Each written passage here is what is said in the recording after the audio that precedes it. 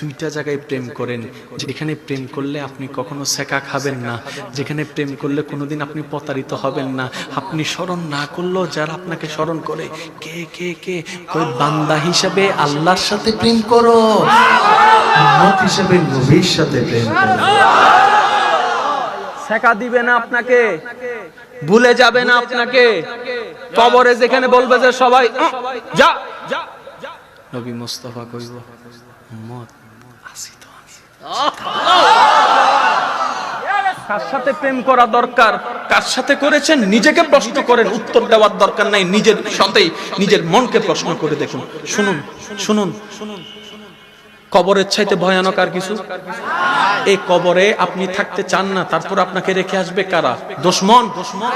দুশমনে যদি কবরে রেখে আসতো মনকে বুঝ দিতাম, কিন্তু আমার খাটিয়া আলগানেওয়ালা, আপনার খাটিয়া আলগানেওয়ালা বাহিরের কেউ নয়। একটু খাটিয়া থেকে কল্পনার জগতে নিচে দেখেন না, সব আপনার পরিচিত মুখরাই। কবর করেছে কে? আপনার পরিচিত মুখরাই। আপনাকে শোয়াচ্ছে কে? আপনার পরিচিত মুখরাই। মাটি চাপা দিচ্ছে কে? আপনার পরিচিত মুখরাই। এখন গভীর মনোযোগ।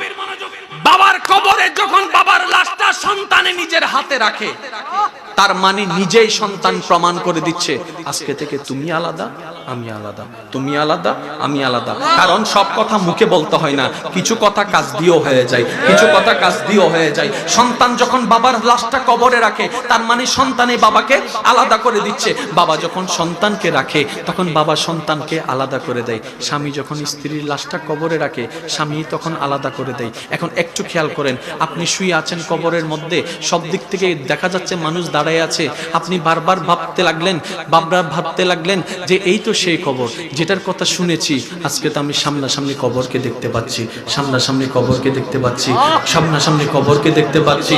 এতদিন তো শুনেছি ভয়ানকের কথা, একটু পরেই তো শুরু হয়ে যাবে। চিৎকার দিতে থাকবেন কবর থেকে, আমাকে বের করে নাও, বের করে নাও, বের করে নাও। কে শুনে কার কথা? কে শুনে কার কথা? কে শুনে কার কথা? একজন পিছন থেকে বলবে চাটাইটা বিছাই দাও, চাটাইটা বিছাই দাও, বাঁশগুলা বিছাই দাও। যতই বাঁশ বিছাতে থাকবে কবর অন্ধকার হতে থাকবে। কিছু কিছু আলো বাঁশের ফাঁকে কবরের ভিতর ঢুকবে। আপনার আত্মীয় স্বজনরাই সে আলোটার প্রতি এত দুশ্মনী করবে, মাটি দেওয়া শুরু করবে, মাটি দেওয়া শুরু করবে, মাটি দেওয়া শুরু করবে, মাটি দেওয়া শুরু করবে, মাটি দেওয়া শুরু করবে, মাটি দেওয়া শুরু করবে, মাটি দেওয়া শুরু করবে।